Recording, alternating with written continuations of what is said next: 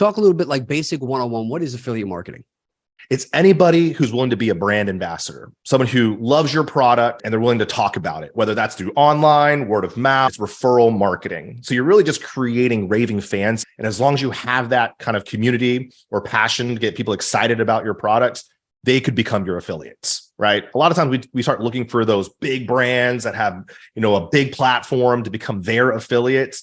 You just happen to be a number, a metric within their community. But especially for you smaller, businesses out there, and you have a great product or idea, just really focus on the people who are buying it and doing something really great with it. And they love it. Those are going to be your best affiliates. Okay. Anybody who's willing to point someone in your way to buy your products, in my opinion, is considered an affiliate. So you can look at affiliate marketing as I have something I need to get out there. And you can also use it as I have a platform. How do I bring other people in and I become an affiliate? So there's two sides of this world, right? If some people are really good at capturing attention and influence, and if that's you, and maybe you're not great at teaching or creating a product and knowing how to sell a product, then you could become a super affiliate. That's the process of what I'm trying to put my brand right now. Built a huge Rolodex of relationships, a huge network, and they're always coming to me, hey, Frank, what's the best this? What's the best that?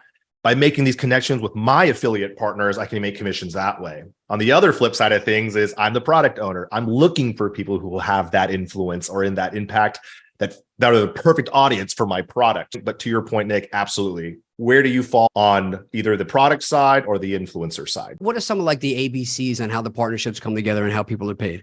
You can negotiate at one time. Hey, I'm doing a special event. Love to have you on as a sponsor. They'll be like, well, you want to pay? No, because I'm bringing a massive audience. We're going to create a lot more sales that way. It's just a one-time thing. Or, hey, these are things I do regularly. I love to make a percentage of all sales ongoing. You bring them into your coaching programs, your masterminds.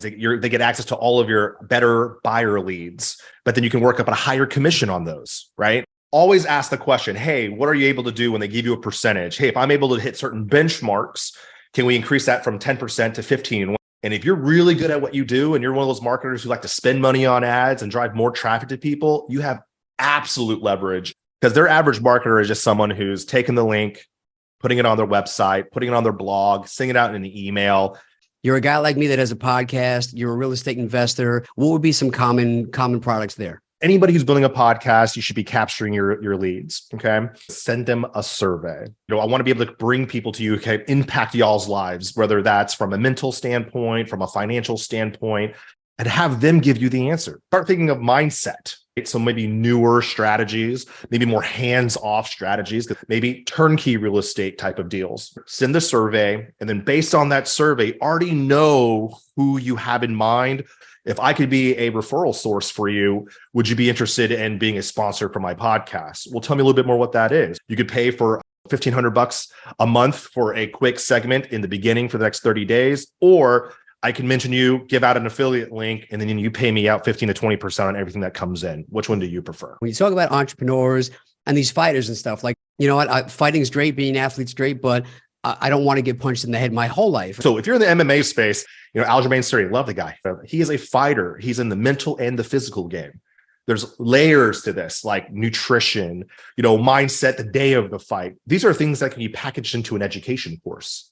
Take the knowledge you guys have and figure out, how do I put this into a paying community where I continue to add this value? That's just one bucket of money. Become a YouTuber, great. Now create a Patreon account. And this is all monetized off of your knowledge. What people just forget is if I create a product, I don't need to support them. I'm just going to make all this money here. There's no retention here. Or, hey, I'm going to build a retention, but you don't support them. Then the retention goes down. You lose your audience. You could easily build a 5-figure a month business.